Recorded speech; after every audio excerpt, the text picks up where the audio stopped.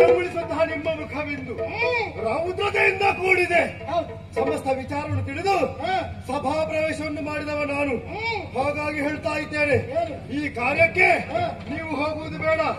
ನನಗೊಂದು ಅಪ್ಪಣೆಯನ್ನು ಕೊಡಿ. ನಡೆದವರು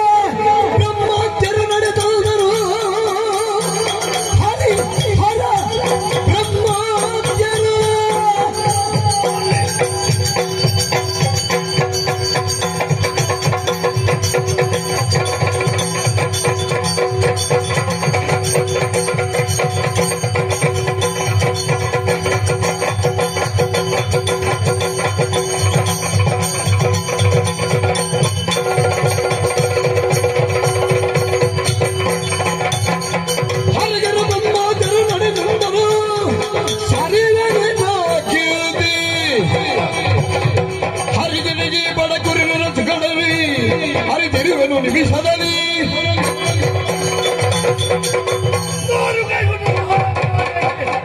ಮೂರು ಮೂರ್ತಿಗಳು ಆ ಸತ್ಯಲೋಕವಾಸಿಯಾದಂತಹ ಬ್ರಹ್ಮದೇವರಲ್ಲ ಜಗತ್ತನ್ನೇ ಬಾಳಿಸುವವ ಆ ಹರಿ ಒಂದೊಮ್ಮೆಗೆ ಅವನ ಎದುರಾಗಿ ಲೆಕ್ಕಿಸಲಾರೆ. ಆ ಬಳಿಕ ಕಡೆ ದಿಕ್ಕಿನ ಮಳೆ ಮುಖಂಡನೆ ಬರ್ತಾನೋ ಬಂದರು ಲೆಕ್ಕಿಸುವ ನಾನಲ್ಲ, ಅವರನ್ನೆಲ್ಲ ಸಾಧ್ಯ ಮಾಡಿದು ನಾನಿದ್ದೇನೆ. ಇದಕ್ಕೆಲ್ಲ ಹೋಗೋದಕ್ಕೆ ಕಾರಣ ಉಂಟು. ಇಷ್ಟೆಲ್ಲ ಸಿಟ್ಟಿ ಹಾಕ್ತಾನೆ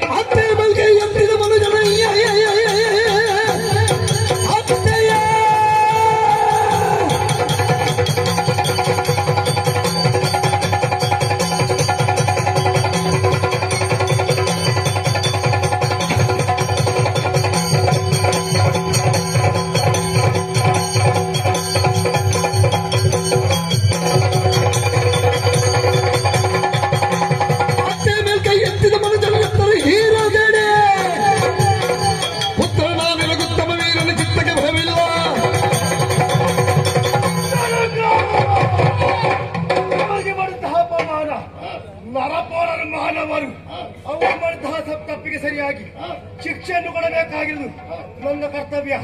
ಹೋಗ್ತೇನೆ. ಆ ಶ್ವೇತವನ್ನು ಪಾದಗಳಿಗೆ ನಾನು ಅರ್ಪಿಸ್ತೇನೆ.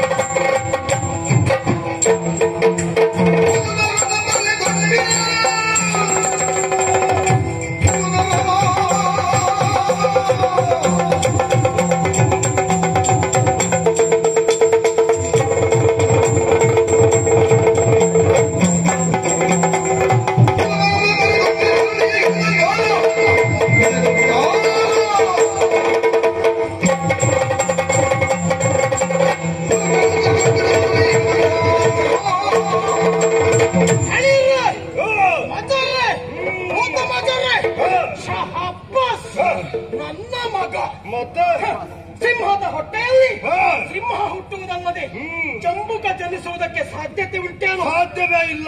ನೀನೆದ್ದವ ಎನ್ನುವುದರ ಪೂರ್ಣ ಕಲ್ಪನೆ ನಮ್ಮ ಪಾಲಿಗುಂಟು. ಆದರೂ ಪ್ರಶ್ನೆ ಮೇಲೆ ಪ್ರಶ್ನೆ ಮಾಡಿದೆ. ಯಾಕೆ ಗೊತ್ತಾ? ಯಾಕೆ? ನಿನ್ನಪ್ಪನಾದ್ರೆ ವರವನ್ನು ಪಡೆದಂತಹ ವ್ಯಕ್ತಿ ಹೇಗೆ ಸತ್ತವ ಯಮಲೋಕವೋ ಸ್ವರ್ಗವೋ ಸೇರುವುದು ಸಹಜ, ನಿಜ.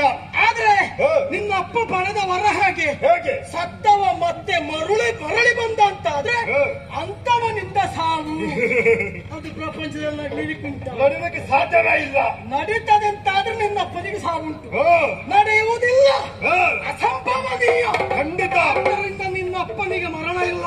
ಹೌದು. ಹಾಗಾಗಿ ನನ್ನ ಸಾಹಸ ನಡೆದಿತ್ತು ಹೊರತು ನಿನ್ನದ್ದಾಗುತ್ತದ ಎನ್ನುವಂತ ಪ್ರಶ್ನೆ ವಿಶ್ವಾಸ ನನಗುಂಟೆ. ಹಾಗಂತ ಸೇರು ರುದ್ರಪುರವನ್ನ ಅಲ್ಲಿ ಅಧಿಕಾರ ಶ್ವೇತಕುಮಾರ ಕತ್ತರಿಸಿ ಚೆಲ್ಲು. ಆದ್ರೆ ನಿನ್ನ ಅತ್ತೆ ಆಡಿರುವ ಮಾತನ್ನು ಕೇಳಿರಬಹುದು. ಅವನ ಮರದಿ ಶಿವೆ ಎಂಬವಳಂತೆ, ನೋಡುವುದಕ್ಕೆ ಬಹಳ ಸುಂದರಿಯಂತೆ.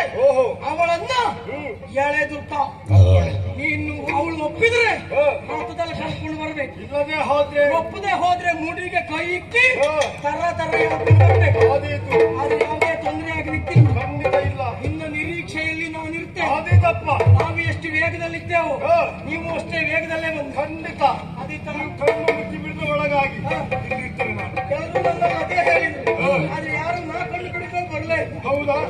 ನಾವು ಹಾಗೆ ಮಾಡ್ತೇವೆ. ನಿರೀಕ್ಷೆ